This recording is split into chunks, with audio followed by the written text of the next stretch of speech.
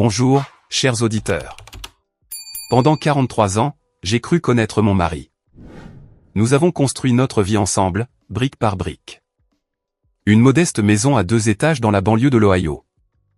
2 enfants adultes, 3 petits-enfants, et ce que je pensais être une base de confiance inébranlable. À 68 ans, j'avais gagné mes cheveux gris et le droit de profiter de ma retraite en paix.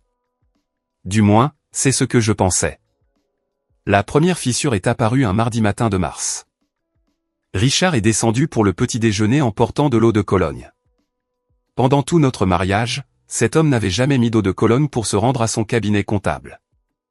Réunion client, marmonna-t-il, évitant mon regard en saisissant sa mallette. Quelque chose se tordit dans mon estomac, mais je l'ai repoussé. Après 4 décennies ensemble, j'étais sûrement paranoïaque. Mais les signes se sont multipliés comme des mauvaises herbes.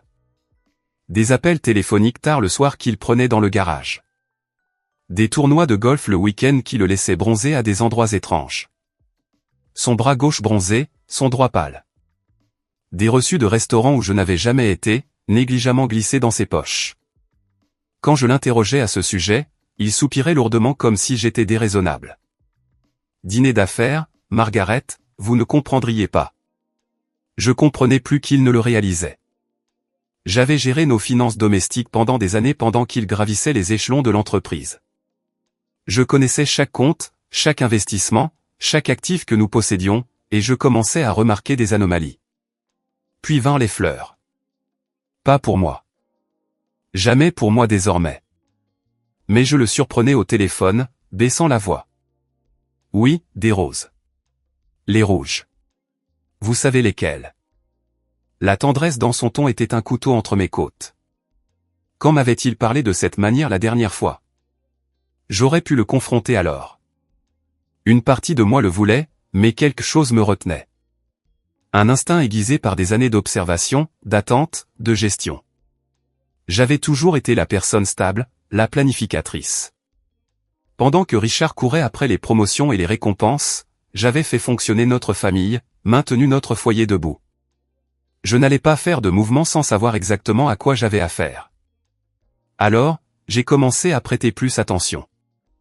J'ai remarqué la façon dont il inclinait son téléphone quand il envoyait des SMS. Les mystérieux frais sur notre carte de crédit, bijouterie, boutique hôtel, vin cher, toujours avec du cashback, comme s'il essayait de cacher les montants. Pensait-il que j'étais aveugle ou juste stupide?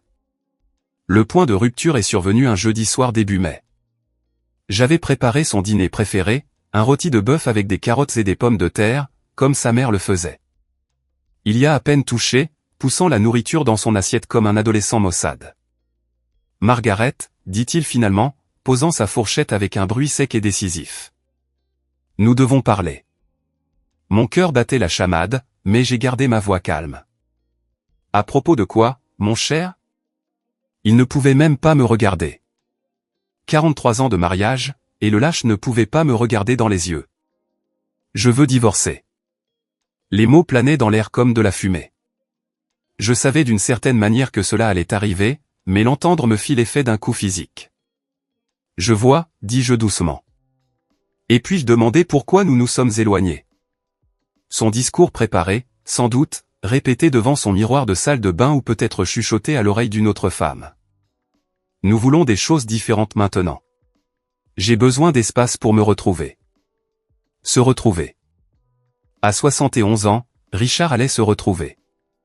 Je veux que ce soit facile, continua-t-il, sa voix prenant ce ton condescendant que j'avais appris à haïr. J'ai déjà consulté un avocat. Je suis prêt à être généreux. Généreux. Le mot me donnait envie de rire ou de crier. Je n'ai fait ni l'un ni l'autre. Je prendrai la maison, dit-il, cochant des éléments sur ses doigts comme s'il lisait une liste de courses. La voiture, la Lexus, évidemment, les comptes d'épargne, le portefeuille d'investissement. Vous pouvez garder vos bijoux et vos objets personnels. Bien sûr, bien sûr. Quelle magnanimité. Et le chalet au bord du lac, ai-je demandé, ma voix à peine audible. Ça aussi. C'est à mon nom, après tout. Tout était à son nom. Je ne l'avais jamais remis en question auparavant. Pourquoi l'aurais-je fait?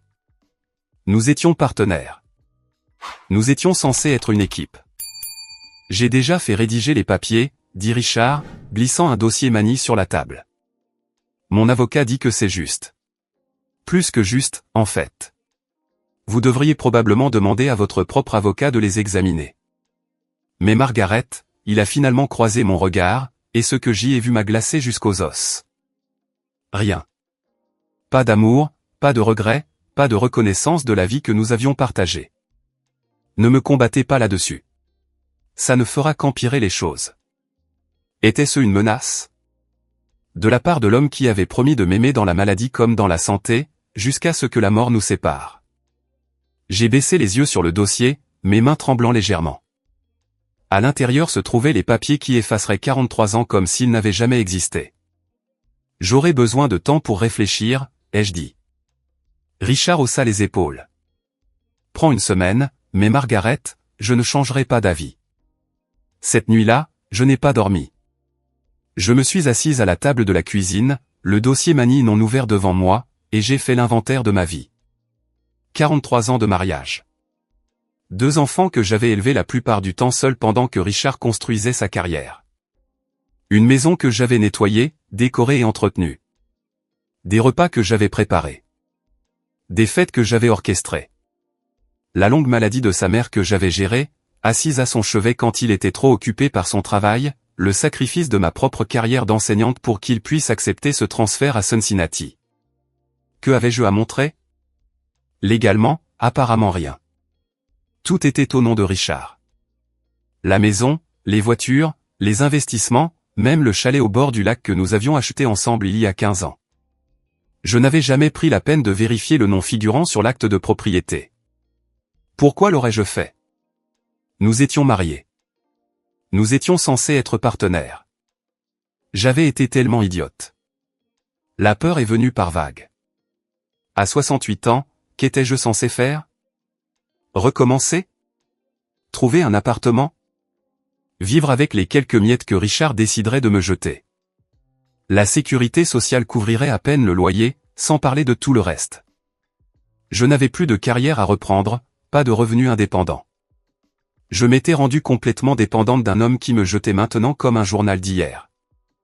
Mes mains tremblèrent alors que j'ouvrais enfin le dossier. Le langage juridique était dense, délibérément déroutant, mais l'essentiel était clair. Richard obtenait tout. Je recevrais une petite allocation mensuelle, à peine suffisante pour survivre, et c'était tout. 43 ans réduits à une bagatelle. Je devrais appeler un avocat, pensais-je. Me battre. Mais même cette pensée m'épuisait. Les batailles juridiques coûtaient de l'argent que je n'avais pas, et l'avocat de Richard serait de haut niveau, cher. Il m'enterrait sous les papiers et les honoraires jusqu'à ce que je n'ai d'autre choix que d'accepter les miettes qu'il offrait, à moins que... Je me redresse, une idée commençant à prendre forme. Richard pensait que j'étais impuissante. Pensait que j'étais juste la petite femme au foyer qui ne comprenait rien aux affaires. Il m'avait traité avec condescendance pendant des années, rejetant mes opinions, tapotant ma main comme si j'étais une enfant. Mais il avait oublié quelque chose de crucial. Je n'étais pas stupide. Et je n'avais pas passé 43 ans à gérer un foyer sans apprendre à planifier, élaborer une stratégie et exécuter. Le lendemain matin, j'ai appelé ma fille, Jennifer. Maman, répondit-elle, surprise dans sa voix. Nous nous étions éloignés au fil des ans. C'était ma faute autant que la sienne. Est-ce que tout va bien? Ton père veut divorcer, dis-je simplement. Silence. Puis, quoi? Maman, non, il ne ferait pas ça. Il l'a fait. Il l'a fait. Jennifer, je dois te demander quelque chose, et je dois te demander d'être honnête. Ton père a-t-il semblé différent dernièrement quand tu lui as parlé? Une autre pause. Il était bizarre, admit-elle finalement, distraite. Et il y avait cette femme à sa fête de bureau le mois dernier. Je n'y ai rien pensé à l'époque. Mais quelle femme? Jeune, peut-être 35 ans. Elle ne cessait de lui toucher le bras, riant à tout ce qu'il disait. Il l'a présentée comme son associé, mais maman, la façon dont ils se regardaient. Voilà, la confirmation de ce que je savais déjà. Une partie de moi avait espéré que je me trompais. Que peut-être il s'agissait vraiment de Richard se retrouvant ou de toute autre absurdité de crise de la quarantaine qu'il m'avait servi. Mais non, il y avait une autre femme. Bien sûr que oui. Maman. La voix de Jennifer craqua. Qu'est-ce que tu vas faire? Bonne question. Que allais-je faire? Je vais être intelligente, dis-je, surprise par l'acier de ma propre voix. Jennifer, j'ai besoin que tu fasses quelque chose pour moi. Ne dis pas à ton père que nous avons parlé. Ne lui dis rien. Peux-tu faire ça? Bien sûr. Mais. Et j'ai besoin du nom d'un bon avocat, pas un avocat spécialisé dans les divorces. Pas encore. Quelqu'un qui se spécialise dans les enquêtes financières. Peux-tu trouver ça pour moi? Enquête financière? Maman, qu'est-ce que tu prépares? J'ai regardé les papiers du divorce étalés sur ma table de cuisine, la maison que j'avais transformée en foyer, la vie que j'avais construite, seulement pour qu'elle me soit volée. Je prévois, dis-je lentement, de découvrir exactement ce que ton père a caché. Parce que Jennifer, en 43 ans de mariage, j'ai appris une chose. Quand un homme veut soudainement partir avec tout, c'est parce qu'il a peur de quelque chose. Et je vais découvrir quoi. Après avoir raccroché, je me suis assise dans la cuisine silencieuse et je me suis laissé ressentir. La peur, la colère, le chagrin. Je me suis donné exactement 10 minutes pour pleurer. Puis j'ai séché mes yeux, fait une cafetière de café fort et me suis mise au travail. Jennifer a rappelé dans les 2 heures avec un nom. David Chen, un comptable judiciaire qui avait aidé son ami lors d'une dissolution de partenariat commercial compliqué. Il est cher, maman, a-t-elle averti. Mais il est bon. J'ai utilisé de l'argent de mon compte personnel, celui que Richard m'avait laissé pour les dépenses ménagères, pour payer la consultation. Le bureau de Monsieur Chen était au centre-ville de Cincinnati, un gratte-ciel élégant qui me faisait me sentir petite et vieille. Mais quand il m'a serré la main, ses yeux étaient gentils. Madame Patterson, dit-il, désignant une chaise. Racontez-moi tout. Je l'ai fait. La demande de divorce soudaine, les papiers donnant tout à Richard, mes soupçons concernant une autre femme. Quand j'ai mentionné les anomalies financières que j'avais remarquées, il s'est penché en avant, intéressé. Avez-vous accès aux relevés bancaires, aux relevés de carte de crédit? Je gère notre compte familial, ai-je dit. Mais Richard a plusieurs comptes auxquels je n'ai pas un accès direct. Je vois juste les virements quand il déplace de l'argent. C'est suffisant pour commencer. Le sourire de Monsieur Chen était acéré. Madame Patterson, avant d'aller plus loin, je dois être honnête avec vous. Si votre mari cache des actifs ou se livre à une faute financière, trouver des preuves prendra du temps, et cela pourrait devenir inconfortable. Il remarquera que vous cherchez. Êtes-vous prête pour cela? L'étais-je? J'ai pensé aux yeux froids de Richard de l'autre côté de la table, à son ton dédaigneux, à la façon dont il m'avait déjà effacé de sa vie. Oui, ai-je dit. Je suis prête. Cette nuit-là, Richard rentra tard, sentant un parfum qui n'était pas le mien. Il me trouva dans le salon, les papiers du divorce sur la table basse. Enfin prêt à signer, demanda-t-il, souriant même. Je levai les yeux vers lui, cet étranger portant le visage de mon mari, et lui rendis son sourire. En fait, dis-je doucement, j'ai quelques questions d'abord sur Meridian Consulting. La couleur quitta son visage. Comment tu? Il s'arrêta, se ressaisit. C'est juste une petite entreprise. Rien à voir avec le divorce. Vraiment? Je gardai ma voix légère, innocente, parce qu'il semble que beaucoup de notre argent y soit allé dernièrement. Le masque de Richard glissa. Juste un instant, je vis la peur traverser son visage. Puis la colère la remplaça. Tu as fouiné. Sa voix était dure maintenant, menaçante. Fouillé dans mes papiers personnels. Nos papiers, je corrigeai doucement. Nous sommes toujours mariés, Richard. État de propriété communautaire, tu te souviens. Il fit un pas vers moi, et je me forçai à ne pas broncher. Margaret, dit-il, tu fais une erreur. Une grosse. Signe les papiers. Accepte l'accord que je te propose. Ne rends pas ça moche. Ou quoi, demandai-je. Il ne répondit pas.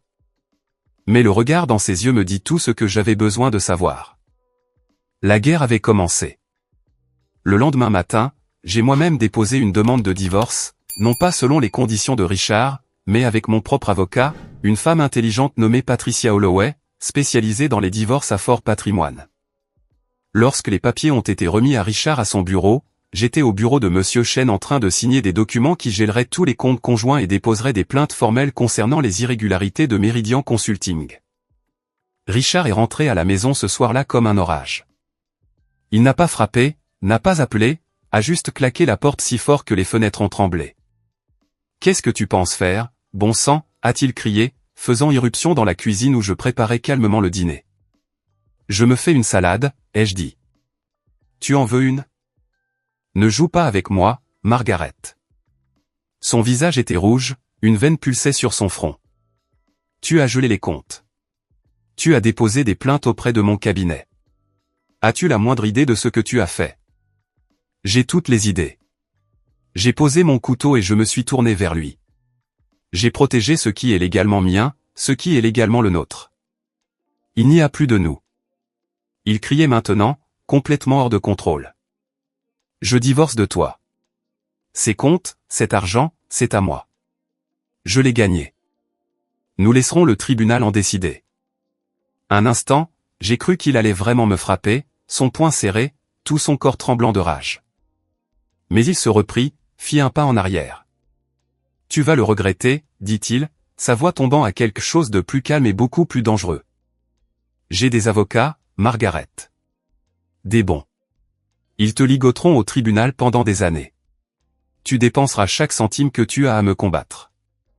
Et tu perdras quand même. Peut-être, ai-je dit, ou peut-être que le tribunal s'intéressera beaucoup à l'endroit où 200 000 $ d'actifs conjugaux ont disparu. » Ses yeux s'écarquillèrent. « Tu ne peux rien prouver. »« Je ne peux pas ?» J'ai souri. « Richard, je gère les finances du ménage depuis 43 ans.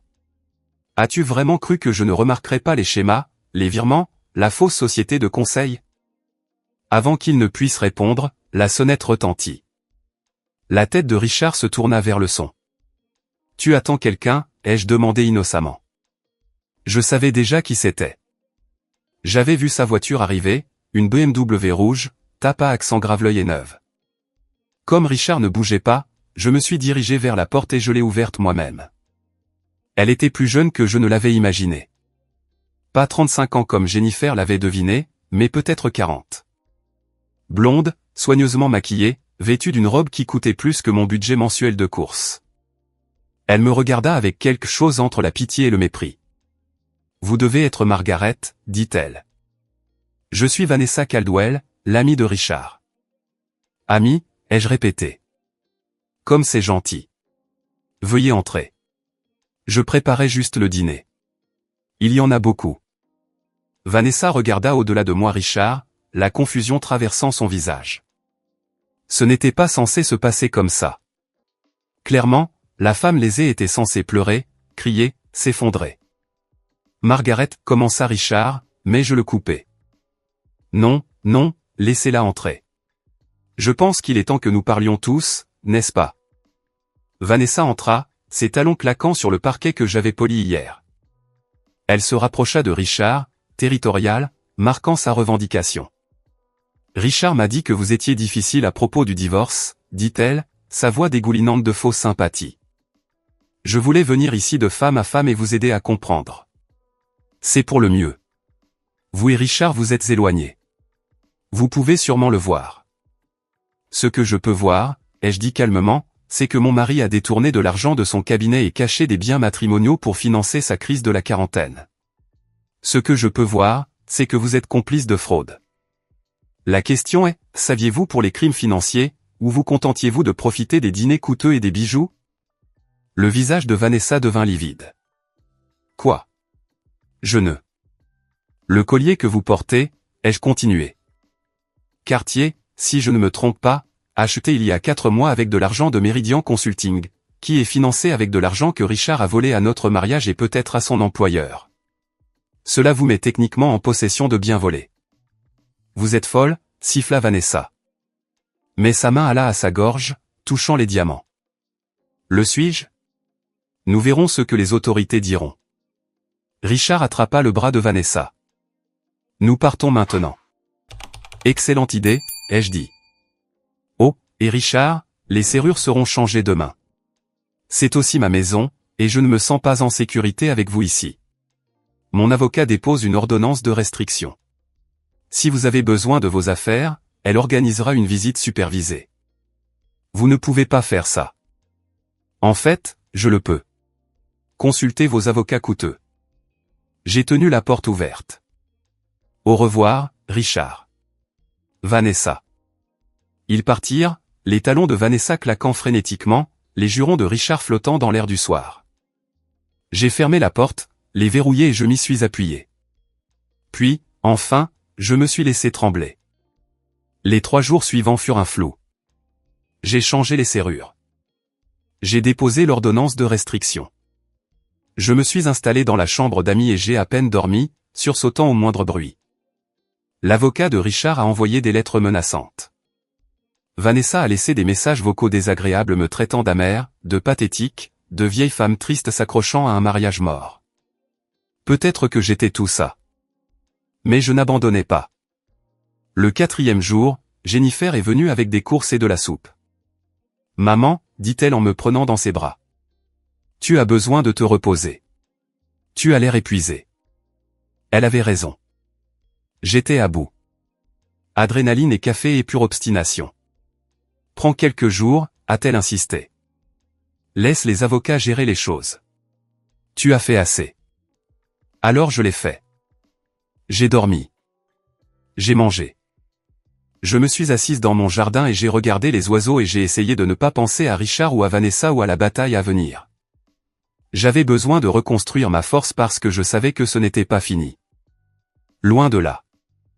L'appel est arrivé un mardi matin ensoleillé. J'étais dans le jardin en train d'ébourgeonner les roses quand mon téléphone a vibré. Numéro inconnu. Bonjour, Margaret.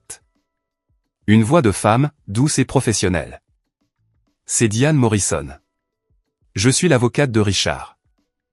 Je me suis redressé immédiatement, sur mes gardes. J'ai une avocate, mademoiselle Morrison. Vous devriez lui parler. Bien sûr. Bien sûr. Je pensais juste que nous pourrions avoir une conversation, de femme à femme. Hors dossier. Rien n'était jamais hors dossier avec les avocats. J'écoute. Richard se sent terrible de la tournure des événements, a-t-elle dit, sa voix dégoulinante de fausse sympathie. L'ordonnance de restriction, les comptes gelés, tout est devenu si laid. Il veut arranger les choses. Vraiment? Il est prêt à offrir un règlement beaucoup plus généreux, la maison, par exemple. Il est prêt à vous laisser y rester jusqu'à 1 an pendant que vous décidez de vos prochaines étapes. Et il augmentera considérablement le soutien mensuel. Tout ce que vous avez à faire est de retirer les plaintes pour fraude et de signer l'accord révisé. Voilà. L'appât, la tentation. 1 an dans ma maison, plus d'argent, la fin du stress, des nuits blanches et de la peur constante. Tout ce que j'avais à faire était de laisser Richard s'en tirer après m'avoir volé, après avoir volé son entreprise. Après avoir volé tous ceux qui lui avaient fait confiance. C'est très généreux, ai-je dit prudemment. N'est-ce pas, Margaret? Entre nous, combattre cela ne vous fera que du tort. Richard a des ressources. Il peut faire traîner cela pendant des années. Les frais de justice à eux seuls vous ruineront. Pourquoi ne pas accepter la victoire et passer à autre chose dans votre vie? J'y réfléchirai, ai-je dit. Ne réfléchissez pas trop longtemps. Cette offre expire vendredi. Après qu'elle ait raccroché, je suis resté dans mon jardin, cisaille à la main, et j'ai ressenti l'attraction. La facilité, le chemin de la moindre résistance. Puis j'ai pensé au visage suffisant de Vanessa, aux yeux froids de Richard, à la façon dont il avait tranquillement prévu de me laisser sans rien après 43 ans. J'ai appelé Patricia Holloway. Ils essaient de régler, lui ai-je dit. Avec des conditions. Laissez-moi deviner. Ils veulent que vous abandonniez l'enquête pour fraude. Comment saviez-vous? Parce que Richard a peur, Margaret. Vraiment peur. Son cabinet a commencé sa propre enquête interne. Si vous abandonnez votre plainte, tout disparaît tranquillement. C'est de cela qu'il s'agit. Et si je ne l'abandonne pas? Une pause. Alors ça devient plus désordonné, plus laid. Mais vous les avez sur la défensive. C'est bien. Ce soir-là, Jennifer est venue avec des plats à emporter. Mais elle n'était pas seule. Mon fils Marcus était avec elle. Je ne l'avais pas vu depuis des mois. Il vivait à Seattle, travaillait dans la technologie, rentrait rarement à la maison. « Salut, maman. » dit-il en me prenant dans ses bras. Jen m'a dit ce qui se passe. Je suis monté dans un avion. Quelque chose dans ma poitrine s'est fissuré. Tu n'étais pas obligé. Si, je l'étais. Papa fait le con et tu as besoin de renfort. Pendant le dîner, je leur ai tout raconté. La fraude, l'argent caché, Vanessa, les menaces. Ils ont écouté, leur visage s'assombrissant. Il ne s'en sortira pas comme ça, dit Marcus fermement. Maman, quoi que tu aies besoin, avocat, argent, un endroit où rester si ça en vient là. Nous sommes là. J'ai une amie analyste financier, a ajouté Jennifer. Je lui ai déjà demandé d'examiner les documents que vous avez donnés à Monsieur Chen. Elle dit que l'affaire est solide. Tu as dit à quelqu'un. Quelqu'un en qui j'ai confiance. Maman, tu ne peux pas faire ça seule. Laisse-nous t'aider. Cette nuit-là, après leur départ, je me suis assise dans ma maison silencieuse et j'ai ressenti quelque chose que je n'avais pas ressenti depuis des semaines. L'espoir. Non pas parce que je pensais que ce serait facile, mais parce que je n'étais plus seul. Le lendemain, l'avocate de Richard a rappelé. Madame Patterson, avez-vous eu l'occasion d'examiner notre offre? Oui, ai-je dit, et la réponse est non. Silence. Puis Margaret, je vous conseille vivement de reconsidérer. Cela ne se terminera pas bien pour vous. Peut-être pas, mais ça ne se terminera pas bien pour Richard non plus. Vous faites une erreur. C'est mon choix. J'ai gardé ma voix calme, posée, sans colère, sans peur. Autre chose, mademoiselle Morrison? Elle raccrocha sans un mot. 2 jours plus tard, j'ai reçu un SMS d'un numéro que je ne reconnaissais pas. Tu aurais dû accepter l'accord. Tu le regretteras, Vanessa. Ça devait être elle. Je l'ai montré à Patricia, qui l'a immédiatement déposé comme preuve de harcèlement. Ils sont secoués, dit-elle avec satisfaction. Bien. Laissez-les transpirer. Mais je savais que ce n'était que le premier coup de semonce. Richard et Vanessa se regroupaient, observant, planifiant leur prochain coup. Bien. Qu'ils planifient. J'avais mes propres plans. Ce dimanche-là, j'ai fait quelque chose que je n'avais pas fait depuis des années. Je suis allé à l'église, pas pour la religion exactement, mais pour la communauté. Je me suis assise au dernier banc et j'ai écouté le sermon sur la résilience et la foi. Et après, 3 femmes différentes sont venues me demander comment j'allais. Les nouvelles voyagent vite dans les petites communautés. Elles savaient pour le divorce. Certaines me regardaient avec pitié, mais d'autres, celles qui avaient traversé leur propre bataille, me regardaient avec compréhension. Si tu as besoin de quoi que ce soit, Margaret, appelle, dit Ruth Henderson en me serrant la main. Elle avait divorcé de son mari infidèle 20 ans plus tôt. Ne les laisse pas t'épuiser. Je ne l'aurais pas fait. J'en avais fini d'être épuisé. Ils sont venus un mercredi soir, juste au moment où le crépuscule s'installait sur le quartier. Je lisais dans le salon quand j'ai entendu frapper, doucement, presque apologétique. À travers le Judas, j'ai vu Richard seul cette fois, du moins, c'est ce qu'il semblait. Il arborait son visage sincère, celui qu'il utilisait pour s'excuser d'avoir manqué le dîner ou oublié un anniversaire. J'ai ouvert la porte mais j'ai gardé la chaîne. Richard. Margaret. Il a essayé un sourire. Pouvons-nous parler, s'il te plaît? Je sais que je n'ai pas le droit de demander, mais 5 minutes, c'est tout.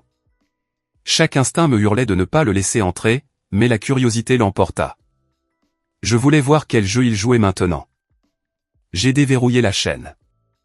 Il est entré et j'ai vu un éclair de mouvement derrière lui, Vanessa, sortant de l'endroit où elle se tenait, juste hors de vue. Bien sûr, ils avaient planifié ça ensemble. Que fait-elle ici, ai-je demandé, ma voix froide. Nous voulions tous les deux vous parler, a dit Richard, son ton apaisant. Margaret, nous avons tous dit des choses sous le coup de la colère, fait des choses. Mais ça ne doit pas être comme ça. Nous pouvons mettre fin à cela civilement. Vanessa se rapprocha de lui, et je vis quelque chose que j'avais manqué auparavant. Une bague à sa main gauche. Grande, ostentatoire. Une bague de fiançailles. Vous êtes fiancé, ai-je dit d'un ton neutre. Oui, Vanessa leva le menton. Richard et moi nous marions dès que le divorce sera prononcé.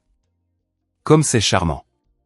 Félicitations pour votre fiancé, l'escroc. La mâchoire de Richard se crispa. Je ne suis pas un escroc. C'est ridicule. Margaret, vous vous ridiculisez avec ces accusations. Mon cabinet a enquêté et n'a rien trouvé d'anormal. Parce que vous n'avez pas encore été pris. Écoutez-vous. La voix de Vanessa monta, stridente. Vous êtes une vieille femme amère qui ne peut pas accepter qu'elle soit remplacée. Richard a essayé d'être gentil, a essayé de vous donner une sortie digne, et vous en avez fait un cirque. Digne. J'ai ri. Prendre tout ce que j'ai passé 43 ans à construire est digne. Vous n'avez rien construit. Vanessa a claqué. Richard l'a construit. Sa carrière, son argent, son succès. Vous étiez juste là. À préparer les repas et à plier le linge. N'importe qui aurait pu faire ça. Les mots étaient destinés à blesser, et ils l'ont fait. Mais je m'y attendais. C'est ce que vous pensez, ai-je demandé doucement. Que d'élever des enfants, de gérer un foyer, de soutenir un conjoint.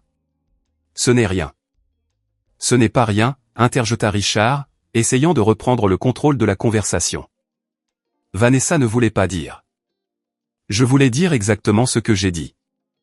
Le masque de Vanessa était tombé complètement maintenant. Je pouvais voir le mépris dans ses yeux, le triomphe. Elle pensait qu'elle avait gagné. Vous êtes pathétique, Margaret, vous vous accrochez à un homme qui ne veut plus de vous. Vous inventez des mensonges sur la fraude et le vol parce que vous ne pouvez pas accepter la vérité. Richard vous a dépassé. Vous êtes de l'actualité dépassée, un modèle d'hier, et vous êtes quoi? L'actualité de demain. J'ai gardé ma voix égale. Dites-moi, Vanessa, Richard sait-il que vous étiez mariée quand vous avez commencé votre liaison, ou que votre divorce de votre dernier mari a impliqué des accusations d'irrégularité financière? Son visage devint livide. Comment saviez-vous? J'ai fait mes devoirs. J'ai regardé Richard. Elle ne vous a pas dit qu'elle avait un schéma? 3 relations précédentes avec des hommes mariés riches. Que son vrai nom n'est pas Vanessa Caldwell, mais Vanessa Kim, qu'elle l'a changé après que la femme de son dernier petit ami l'ait poursuivi en justice. C'est un mensonge, cria Vanessa. Richard? Elle invente tout ça. Mais Richard la regardait avec des yeux nouveaux. Incertitude. Doute. J'ai insisté. J'ai les dossiers du tribunal, Richard. Sa véritable identité, son histoire. C'est une escroque, et vous êtes sa cible. Vous siffla Vanessa, se jetant sur moi. Richard attrapa son bras. Vanessa, arrête. Elle ment. Peut-être. La voix de Richard était froide maintenant. Mais peut-être pas. Nous en discuterons plus tard. Il se tourna vers moi et je vis le calcul dans ses yeux. Ce n'était pas une réconciliation. Ça ne l'avait jamais été. Ils étaient venus pour m'intimider, me briser, me forcer à la soumission. Mais ça n'avait pas marché. Dernière chance, Margaret. Dit Richard.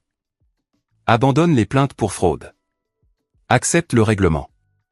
Par avant que cela ne nous détruise tous les deux. Ou quoi, ai-je demandé. Ou je m'assurerai que vous perdiez tout, la maison, l'argent, votre réputation. Je traînerai votre nom dans la boue jusqu'à ce que personne dans cette ville ne vous regarde. Je ferai en sorte que vos enfants choisissent leur camp. Sortez. Ma voix était calme mais ferme. Ils me regardèrent tous les deux. Sortez de chez moi maintenant avant que j'appelle la police et que je signale que vous avez violé l'ordonnance de restriction. Pendant un instant, j'ai cru que Richard allait refuser. Mais ensuite, il a attrapé le bras de Vanessa et l'a tiré vers la porte. Vous le regretterez, dit-il. Peut-être, ai-je répondu. Mais pas autant que vous. Ils sont partis, la voix en colère de Vanessa s'est estompée alors qu'ils marchaient vers leur voiture. J'ai fermé la porte, les verrouillé et je m'y suis appuyé. Mon cœur battait la chamade. Mes mains tremblaient. La peur me traversait. La peur de ce que Richard pourrait faire, jusqu'où il pourrait aller. Mais sous la peur, il y avait quelque chose de plus fort. La détermination. Ils m'avaient montré leur vrai visage. Leur masque était tombé. Et maintenant, je savais exactement ce que je combattais. Pas pour de l'argent, pas même pour la justice, pour la dignité, pour la vérité. Pour chaque femme à qui on avait dit qu'elle n'était qu'une femme au foyer, que ses contributions n'avaient pas d'importance. Je ne reculais pas. Pas maintenant, jamais. L'audience était prévue un mardi matin début septembre. 6 mois après que Richard ait demandé le divorce, nous nous faisions enfin face au tribunal. J'avais à peine dormi la nuit précédente, mais j'étais prête. Patricia m'avait parfaitement préparé. Monsieur Chen avait constitué un dossier en béton armé, et j'avais autre chose. La vérité. La salle d'audience était plus petite que je ne l'avais imaginé, presque intime. Richard était assis à la table des défendeurs avec ses avocats, 3 d'entre eux, tous en costume coûteux. Vanessa était assise dans la galerie, la main protectrice sur son ventre. Enceinte, bien sûr. Une autre manipulation, une autre tentative d'attirer la sympathie. La juge Maria Santos a pris son siège. Une femme d'une 50aine d'années sans fioriture, avec des yeux perçants qui ne manquaient rien. « Commençons », dit-elle. Patricia s'est levée, calme et professionnelle. « Votre honneur, cette affaire ne concerne pas seulement un divorce. Elle concerne une fraude systématique, la dissimulation d'actifs conjugaux et la tentative de vol de biens communautaires. » L'avocat principal de Richard, un homme aux cheveux argentés nommé Harrison Blake, a immédiatement objecté. « Votre honneur, ce sont des accusations non fondées faites par une épouse amère cherchant vengeance. Je déterminerai ce qui est fondé et ce qui ne l'est pas, monsieur Blake. » La juge Santos le coupa. « Mademoiselle Holloway, présentez vos preuves. » Pendant l'heure suivante, Patricia et monsieur Chen ont tout exposé, la société Écran Méridien Consulting, les transferts de fonds matrimoniaux, le système de pot de vin avec le cabinet de Richard, les relevés bancaires, les emails, les états financiers. Une piste de documents que Richard avait cru bien cachés. Mais il n'avait pas compté sur mon attention pendant toutes ces années. Le visage de Richard est devenu de plus en plus rouge à mesure que les preuves s'accumulaient. Ses avocats chuchotaient frénétiquement entre eux, se démenaient pour trouver des contre-arguments. « Votre honneur, dit Patricia, nous avons également découvert que M. Patterson avait sous-déclaré ses revenus pour éviter des paiements de pension plus élevés. Son revenu annuel réel est d'environ 370 000 $, et non les 200 000 $ qu'il a réclamés. »« Ce n'est pas vrai, » s'écria Richard, se levant à moitié de son siège. « Monsieur Patterson. » La juge Santos avertit. « Contrôlez-vous. »« Il ne peut pas, dis-je doucement à Patricia. Il perd le contrôle. » J'avais raison. Richard se désagrégeait, sa façade soigneusement construite s'effondrait. Puis Patricia appela son témoin surprise. Donald Grayson, le superviseur de Richard au cabinet. « Monsieur Grayson, dit Patricia, pouvez-vous informer le tribunal de l'enquête interne récente de votre cabinet sur les activités de Monsieur Patterson ?» Grayson, un homme distingué d'une 60aine d'années, avait l'air mal à l'aise. « Nous avons découvert des irrégularités dans plusieurs comptes gérés par Monsieur Patterson. Des fonds de clients étaient dirigés vers des fournisseurs ayant des liens avec Meridian Consulting. Lorsque nous avons enquêté, nous avons constaté que M. Patterson possédait Meridian. Quelles mesures le cabinet a-t-il prises? M. Patterson a été licencié il y a 3 semaines. Nous travaillons actuellement avec des enquêteurs fédéraux pour déterminer l'étendue complète de la fraude. » La salle d'audience éclata.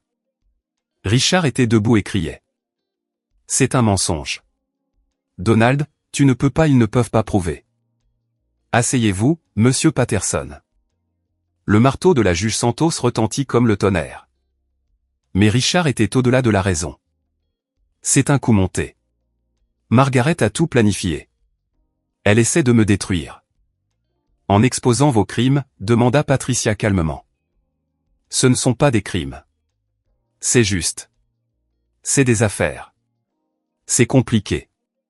Elle ne comprend pas. Je comprends parfaitement, dis-je, parlant pour la première fois. Ma voix était calme, mais elle portait. Je comprends que vous avez volé notre mariage, votre employeur, les clients qui vous ont fait confiance. Je comprends que vous avez prévu de me laisser sans rien pendant que vous commenciez une nouvelle vie avec votre petite amie enceinte. Je comprends que vous pensiez que j'étais trop stupide, trop passive, trop battue pour riposter. Richard me fixa, et pour la première fois, je vis une véritable peur dans ses yeux. Vous m'avez sous-estimé, continuai-je. Vous l'avez toujours fait. J'étais juste la femme au foyer, n'est-ce pas? Juste la femme qui préparait vos repas et élevait vos enfants et maintenait votre vie en douceur pour que vous puissiez vous concentrer sur votre carrière. Vous pensiez que je ne faisais pas attention. Vous pensiez que je n'avais pas d'importance, Margaret. Mais je faisais attention, Richard, chaque jour. Et j'ai de l'importance. Mes contributions ont de l'importance. La vie que j'ai construite a de l'importance, et je ne vous laisserai pas la voler.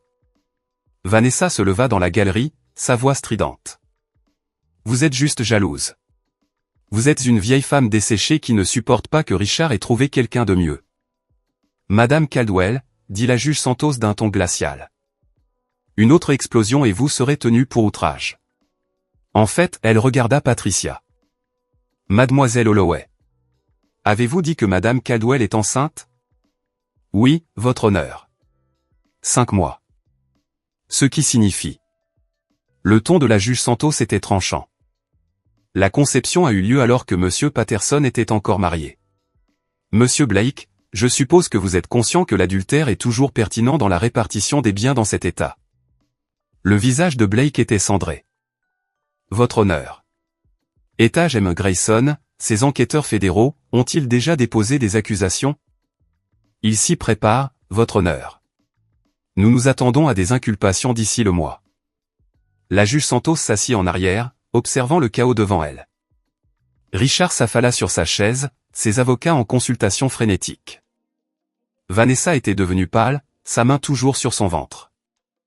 J'en ai assez entendu, a déclaré la juge Santos. Voici ma décision préliminaire, sous réserve de la documentation finale. Tous les biens conjugaux, y compris ceux cachés dans Meridian Consulting, seront gelés en attendant un audit légal complet.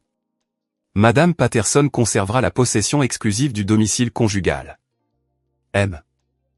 Patterson paiera une pension alimentaire temporaire de $5 000 par mois. Je n'ai pas $5 000, cria Richard. Alors trouvez un emploi, Monsieur Patterson. Un qui n'implique pas la fraude de vos clients. Les yeux de la juge Santos étaient d'acier.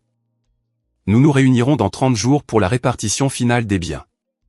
Mais je vous le dis tout de suite, Monsieur Patterson, vous avez de la chance que ce soit un tribunal civil car si même la moitié de ce que j'ai entendu aujourd'hui est exact, vous aurez affaire aux tribunaux pénaux très bientôt. Elle se leva. L'audience est levée. L'audience finale eut lieu 30 jours plus tard. Pendant ce temps, le monde de Richard s'était complètement effondré. L'inculpation fédérale arriva en premier. Fraude électronique, détournement de fonds, évasion fiscale. 7 chefs d'accusation. Le visage de Richard était passé aux informations locales. La déchéance d'un conseiller financier autrefois respecté. Son cabinet ne l'a pas seulement licencié, mais l'a poursuivi en justice pour dommages et intérêts. Sa licence professionnelle a été révoquée. Vanessa l'a quitté 2 semaines après la première audience. J'ai appris par Jennifer qu'elle avait perdu le bébé. Le stress, a-t-elle affirmé, bien que je soupçonne que le timing était étrangement opportun. Elle était retournée en Californie, postant déjà sur les réseaux sociaux des messages sur son ex toxique et son quasi-échec avec un criminel. Pas de mention de son rôle dans la fraude, bien sûr. Richard a essayé de me joindre plusieurs fois. Appel désespéré, messages vocaux décousus. Margaret, s'il te plaît. Nous pouvons encore arranger ça. J'ai fait des erreurs, mais nous pouvons. Je les ai supprimées sans les écouter entièrement. La salle d'audience était bondée pour l'audience finale. La nouvelle s'était répandue. Les gens aiment voir les puissants tomber. Richard avait l'air d'avoir vieilli de 10 ans. Son costume était froissé, ses yeux creux.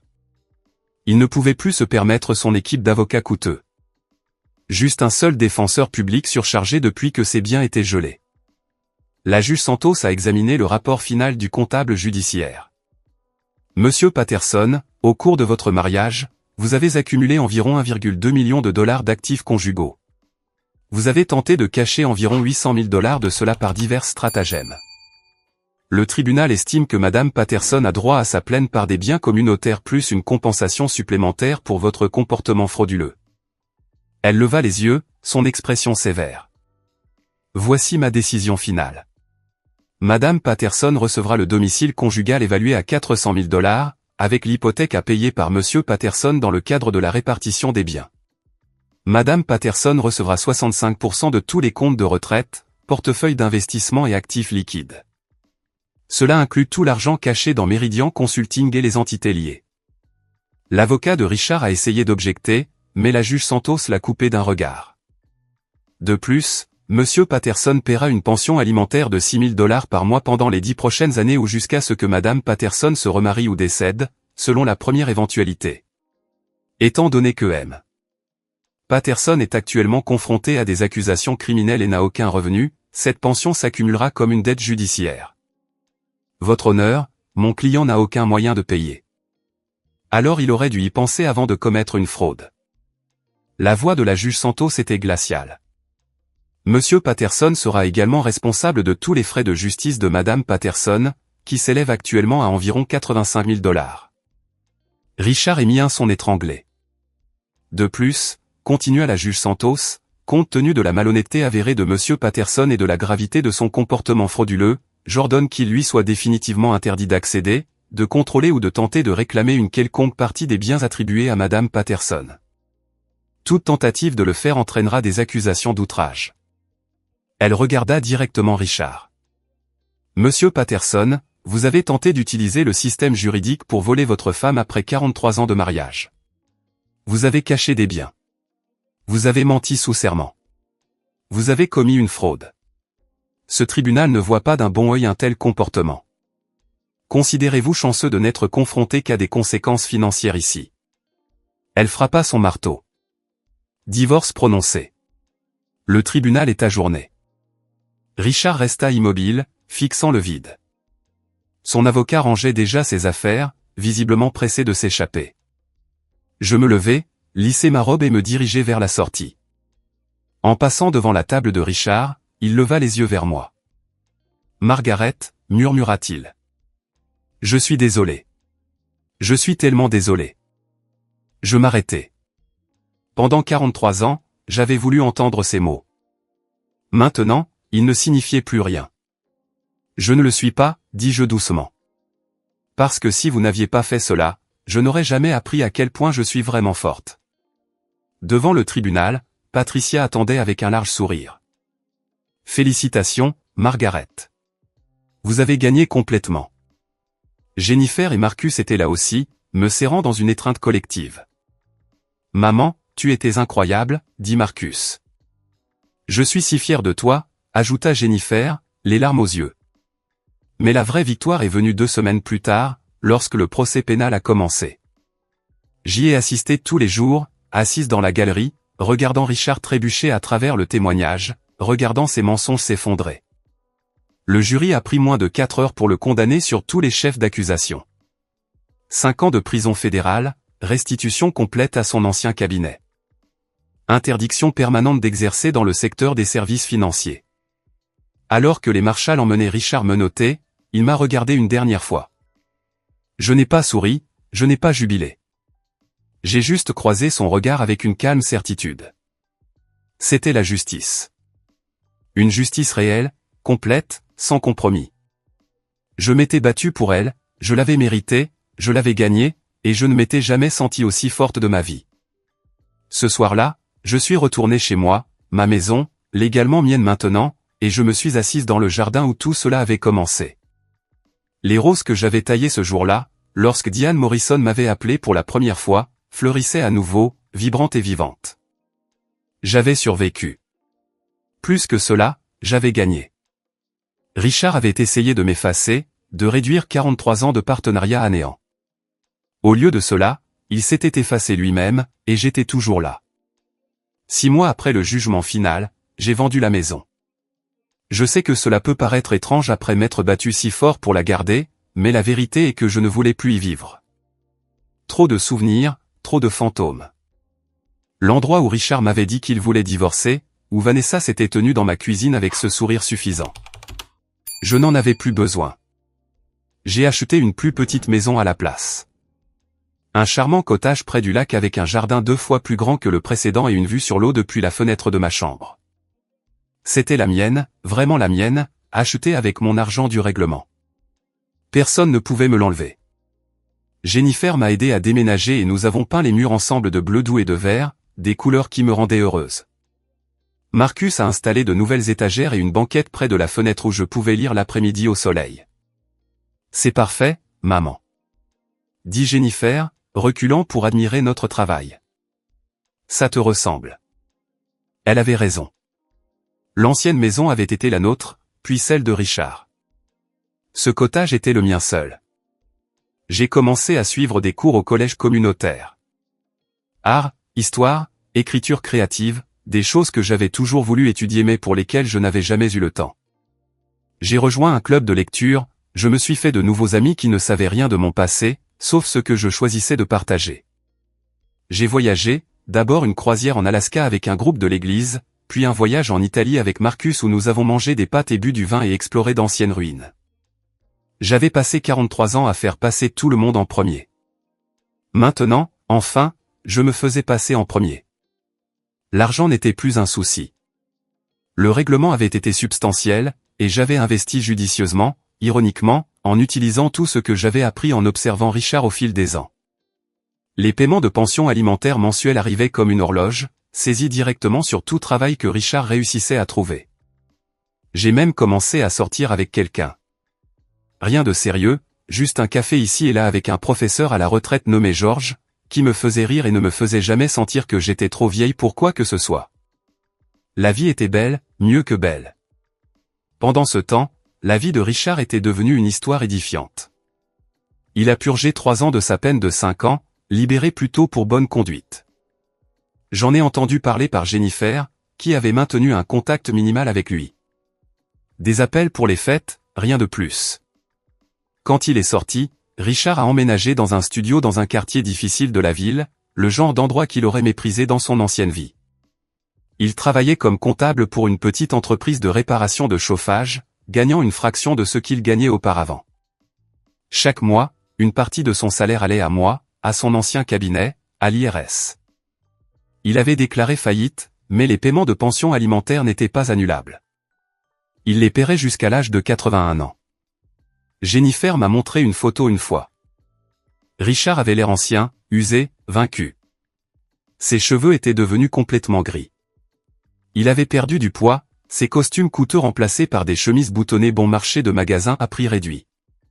Il a demandé de tes nouvelles, dit Jennifer doucement. Il voulait savoir si tu étais heureuse. Qu'est-ce que tu lui as dit? La vérité. Que tu prospères. Je n'étais pas assez vindicative pour me réjouir de la souffrance de Richard, mais je n'en étais pas triste non plus. Il avait fait ses choix. Maintenant, il vivait avec les conséquences. La trajectoire de Vanessa était encore plus raide vers le bas. Après avoir quitté Richard, elle avait essayé de se réinventer à nouveau. Nouveau nom, nouvelle ville, nouvelle cible. Mais son passé avait une façon de la rattraper. Une journaliste d'investigation avait écrit un article sur son schéma de ciblage d'hommes riches. L'article est devenu viral, avec des documents judiciaires, des témoignages d'anciennes victimes et des photos. La veuve noire du club de golf, la Playhill. La dernière fois que j'en ai entendu parler, elle travaillait dans un centre d'appel au Nevada. Son image soigneusement construite s'était brisée au-delà de toute réparation. Plus de vêtements de créateurs, plus de voitures de luxe, juste les conséquences d'une vie construite sur des mensonges. Parfois tard le soir dans mon cottage au bord du lac, je pensais à la femme que j'avais été 6 mois avant que tout cela ne commence. Timide, incertaine, craignant de faire des vagues. Une femme qui s'était laissée diminuer, qui avait accepté les miettes et appelé cela de l'amour. Cette femme avait disparu. À sa place se trouvait quelqu'un de plus fort. Quelqu'un qui avait affronté ses pires peurs et avait gagné. Quelqu'un qui avait appris qu'elle valait la peine d'être combattue. Mes enfants ont également vu le changement. Tu es différente, maman, a dit Marcus lors d'une de ses visites. plus légère, plus heureuse en quelque sorte. Je suis plus heureuse, lui ai-je dit. Pour la première fois depuis des années, peut-être des décennies, je suis exactement là où je veux être. Un après-midi, je travaillais dans mon jardin quand j'ai vu une voiture ralentir dans la rue. Une voiture familière, la berline cabossée de Richard. Il ne s'est pas arrêté, n'est pas sorti, a juste passé lentement en regardant le cottage, en me regardant. Je me suis redressé, j'ai croisé son regard à travers la vitre de la voiture. Je n'ai pas fait de signe, je n'ai pas souri, je suis juste resté là, ma cisaille à la main, entouré de fleurs que j'avais plantées moi-même dans la terre que je possédais. Puis je me suis retourné vers mon jardin et j'ai continué à planter. Quand j'ai relevé la tête, il était parti. Bien. J'avais des roses à entretenir et une vie à vivre. Et contrairement à Richard, j'avais encore un avenir à espérer. C'est mon histoire. Une femme de 68 ans qui a refusé de disparaître discrètement. Que ai-je appris? Que la force ne ressemble pas toujours à un combat. Parfois, elle ressemble à de la patience, de la préparation, à la connaissance de sa valeur et au refus de se contenter de moins. J'ai appris qu'il n'est jamais trop tard pour se défendre. Jamais trop tard pour recommencer. Jamais trop tard pour découvrir qui vous êtes vraiment. Que auriez-vous fait à ma place? Auriez-vous signé ces papiers? Ou auriez-vous combattu? J'aimerais entendre vos réflexions. Et si mon histoire vous a aidé, veuillez la partager. It said to me, I want to be Pikachu. He's my favorite Pokemon. I didn't know Pikachu was your favorite. Take my one. I don't know what it is. No, it's yours.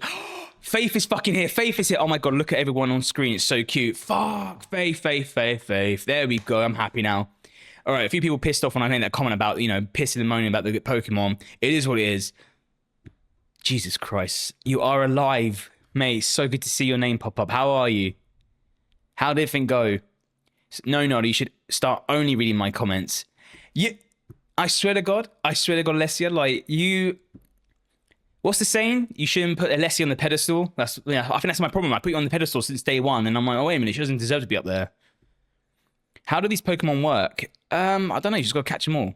Just be happy this Pokemon. You have a Pokemon assigned to you. Like you guys expect next-gen Pokemon games on my screen. This is just... No, I work so hard for it. Pikachu's the cutest Pokemon. It's alright. I don't mind Pikachu. It was a classic. It's like the OG, innit? I'm a Geodude. Ooh, suitable, I think. Oh, mate. My first ever stream being here, Faith was the first to say hello to me. See, Faith is lovely. Yeah, everyone say hello to Faith. Got to be the person who's Magikarp. Unless they evolved in Gyarados, then holy shit. The aura that person would have. I'm excellent, thank you. A bit sore like I was punched, but I can touch my head and scratch again, so I'm happy. Fuck yes. Yes. What comic book store do you go to? Should I give you my address as well? I will say who it is. It's a place called Dead Universe Comics. The owner is called Ian. He is a fantastic human being. Like when me and Joey were little kids, or teenagers, we would go into town and he would be there with his comic book stall in the underground market. And since then, he's gotten bigger and bigger and bigger. And he's got his own dedicated shop now. Has so many comics, so much merch there, cards, etc., etc. And he is like a pillar of the community. He's a great guy. And Ian's an awesome person. Like seriously, if you're ever in Aylesbury, Buckinghamshire, go and check him out. It's a good place. And just say Nada sent me. They'll probably be like, oh, okay. Oh, Nada, yeah, he likes Venom and Batman. Can we battle? Maybe if Panda passes out. Oh my God. Could you imagine we start fighting? There's so much more I can do, but in due course, I will make this even better, believe it or not. Yeah. My partner's favorite Pokemon is Snorunt. Oh, she collecting all the cards. Nice. And Joey's back already. Oh, I'm doing great. Good. How is everyone here? Did I miss any scandal? Scandal? No, just the usual suspects. Like, I say something, Alessia and Tabs disagree, and then that's it. Everyone else starts redeeming shit. Oh my God. I mean, there were lots of subs and many, many redeems. Yeah, there's an issue with gifted subs where it doesn't say Panda gifted 5 subs. It goes gifted sub, gifted sub, gifted sub, gifted sub, gifted sub. And it's quite intense. But I'll fix it. No one wants to be Magikarp though. I know, but you got to put the hard work in to be Magikarp. And when you're Gyarados, mate, no one fucks with Gyarados. You guys should be more civilized like me, for example. Yeah, I think you should be. This is the problem, man. I let all these people come in from TikTok. The TikTok crowd can be quite nice, and other times you let any old little I don't have the word for it from TikTok. Maybe we should have like a little area where you have to kind of be assimilated a little bit before you with the culture before you come into the main chat. Especially that Alessia. Mods, keep an eye on Alessia, please. And when Tab shows up, oh my god, I don't know what tabs I'm going to get tonight. Do send a Nightmare Fuel on Discord. Only real ones know about the Magikarp jump contest. Oh dear, not again. No, it's all good. Right, the plan for tonight is simple. We are going to be playing Kingdom Come Deliverance 1. Going to work through some of the DLC and hopefully maybe get involved with the main quest at the end. So yeah, and then we shall see. So tonight we're streaming. Sunday night we're streaming. And then Monday, Wednesday, and Friday next week. But next weekend, no streams at all. I love that. I love that redeem. That's a really good redeem. And the fact you guys are using it, hell yeah. Yeah. Can you play Pokemon? Well, on the stream, I don't have any Pokemon games to play, and I don't have a Switch or anything like that. On my Steam Deck, I did not have it emulated to play Pokemon Yellow. And my tea's gone cold now. Nice one, chat. I'm saying on my points and unleashing everything when ready. You do that. W redeem my panda. It's a good redeem. Even I was like, it's quite pleasant. My girlfriend's going to hate me. I couldn't manage half a cup of tea without it going cold. Oh, man. Joey, I don't know if you saw